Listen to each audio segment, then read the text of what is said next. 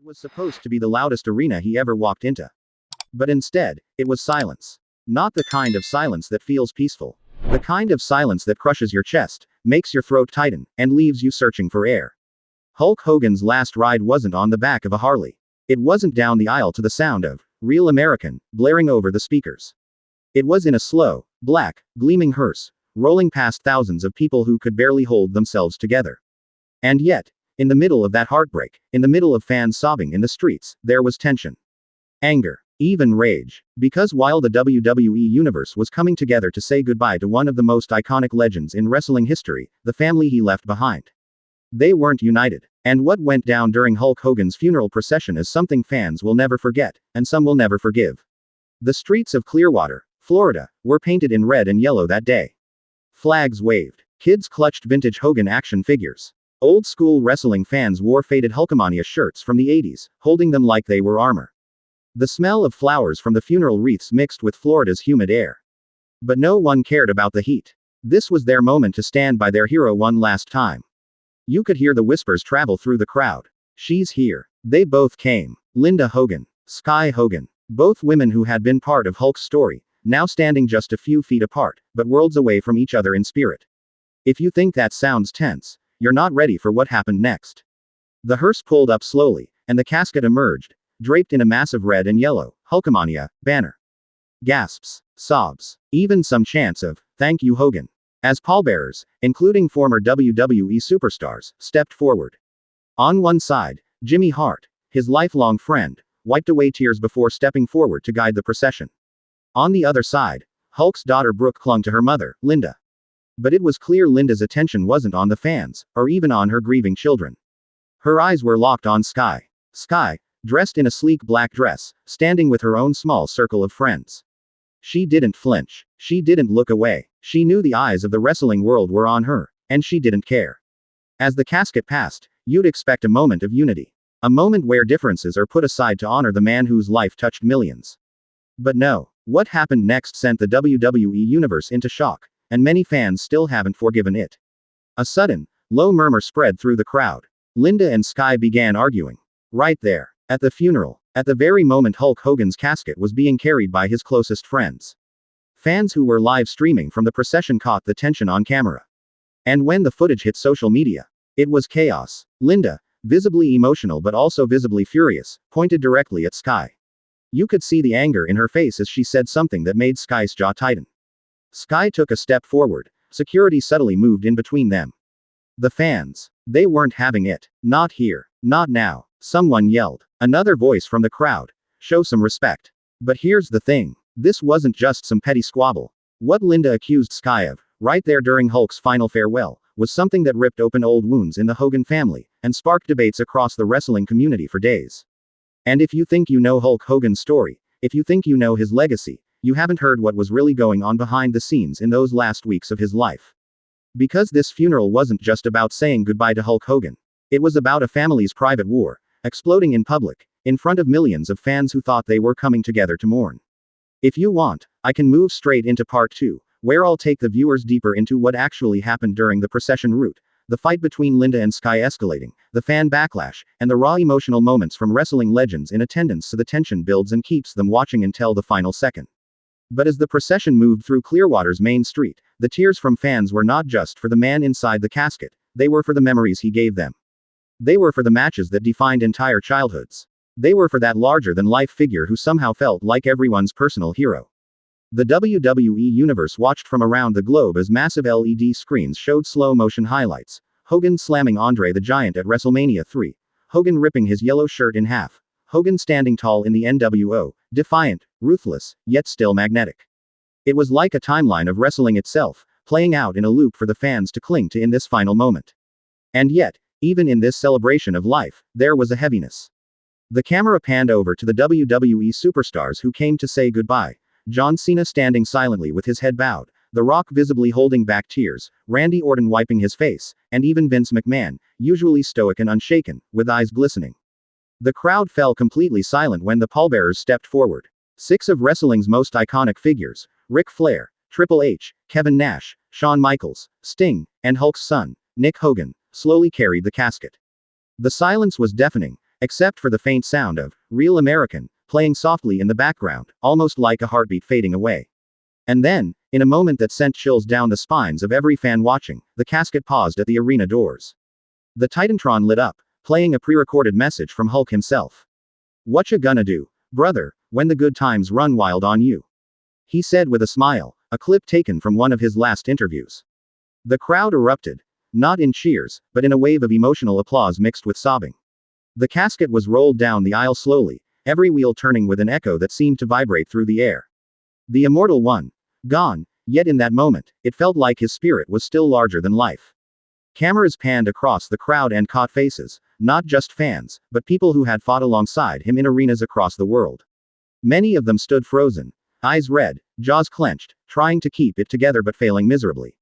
The WWE production team had prepared something truly rare. The Titantron lit up with a slow-motion montage of Hulk Hogan's most iconic moments. The body slam on Andre the Giant, the leg drop on Macho Man, the stare-downs with The Rock and Ultimate Warrior, every clip a reminder of how epic this man's career was. The sound of Real American played softly in the background, almost like a haunting lullaby, not the energetic anthem we were used to. But what really broke everyone's hearts was the row of wrestlers who stood at the very front, forming an honor guard. Names like John Cena, The Undertaker, Triple H, Ric Flair, all of them in black suits, heads bowed, hands clasped in front of them. Cena's usually proud and confident posture looked defeated. The Undertaker, a man who rarely shows emotion, stood with tears clearly running down his face. Suddenly, the camera cut to Bret, the Hitman, Hart, who placed a single pink rose on top of Hogan's casket. The crowd audibly reacted. This was more than a funeral, it was the closing chapter of an era. The whispers in the crowd weren't just about Hogan's passing. There was also a noticeable tension. People knew about the brewing conflict between Linda Hogan and Sky over Hogan's estate. Some fans were angry that any talk about money and property was happening before the man was even laid to rest. But for now, at least in this moment, that drama was pushed aside. This was Hogan's day. When the casket reached the front of the stage, Vince McMahon stepped forward. His voice cracked on the first few words. Hulk Hogan was more than a superstar, more than an icon. He was the beating heart of WWE for decades. We didn't just lose a legend. We lost family. The crowd rose to their feet, a standing ovation that lasted for a solid 3 minutes. Some fans raised their Hulkamania bandanas in the air. Others cried openly, knowing they'd never see that familiar wave, "Here, brother," shouted from the ramp, or watch that cup-tier taunt again in real life. And then came the moment that truly shattered the WWE universe. The motorcade slowed as it approached the final stretch, Hogan's private estate in Clearwater, Florida, where the burial would take place. This wasn't a public cemetery. This was his chosen place of rest, a location he had picked years ago because it overlooked the ocean he loved so much. The very waves that had calmed him after matches, now crashing softly in the background like nature itself was mourning. The procession moved past thousands of fans who had been waiting along the roadside for hours, holding up handmade signs. Some said, "Thank you, Hulkster." Others had, "One more match in heaven," written in big, bold letters. And in the crowd, people from every generation stood shoulder to shoulder, fans who had watched him slam Andre in '87, kids who knew him from reality TV, and even young wrestling enthusiasts who had never seen him wrestle live but understood his cultural weight. The moment the casket arrived, the crowd erupted, not in noise, but in a wave of respectful silence. You could feel the grief hanging in the air. It wasn't staged. It wasn't for cameras. This was raw. Then, in one of the most heartbreaking sights of the day, Jimmy Hart, Hogan's decades-long manager and closest friend, walked forward carrying a framed picture of Hogan holding the WWE Championship.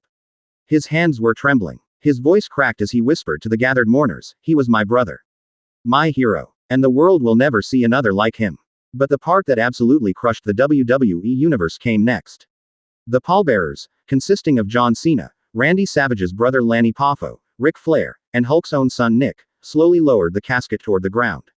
Before it was set in place, they draped Hogan's red and yellow feather boa over it, the same one he had worn during his last WrestleMania appearance. As the boa fell into place, a lone trumpet began to play an instrumental version of Real American. No words, just the haunting melody echoing through the salty air. The sound cut deep into every person there, each note a reminder of the countless times the theme had sent arenas into chaos. Now, it was sending them into tears. And then, like something out of a movie, a lone bald eagle soared directly overhead, circling once before flying off toward the ocean horizon. For many, it felt like a sign, like Hogan's spirit was telling them, "I'm free now, brother."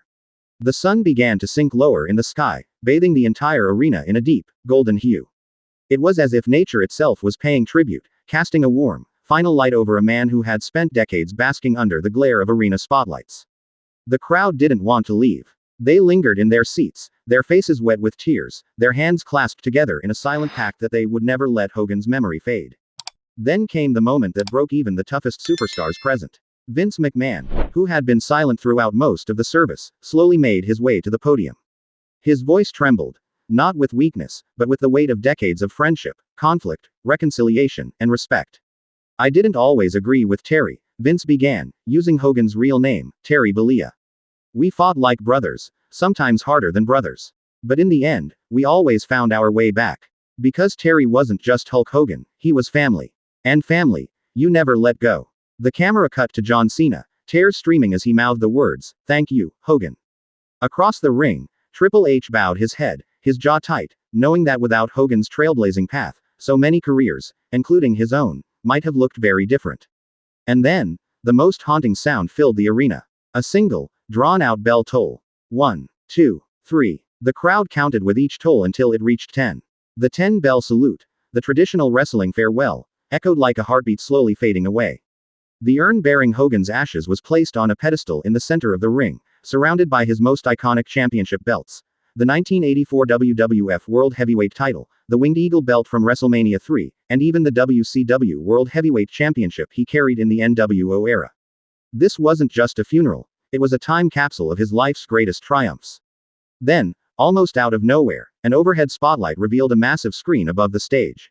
It began playing one last video montage, Hogan's most unforgettable moments, set to an emotional orchestral rendition of Real American. The crowd erupted in chants of, "Thank you, Hogan," over and over, their voices uniting into something that felt bigger than wrestling. Outside the arena, the funeral procession was waiting. Hogan's casket, draped in the red and yellow, was carefully lifted into a black hearse. The vehicle began its slow journey down the boulevard, led by dozens of motorcycles, a nod to Hogan's love of bikes. Fans lined the streets, holding up signs, belts, and even vintage Hulkamania bandanas. Some reached out to touch the hearse as it passed, whispering their goodbyes. And as the hearse faded into the distance, the WWE universe was left with an emptiness that no storyline, no debut, no championship match could ever truly fill. Hulk Hogan, the man, the myth, the legend, was gone. But the impact he left behind, that would last forever.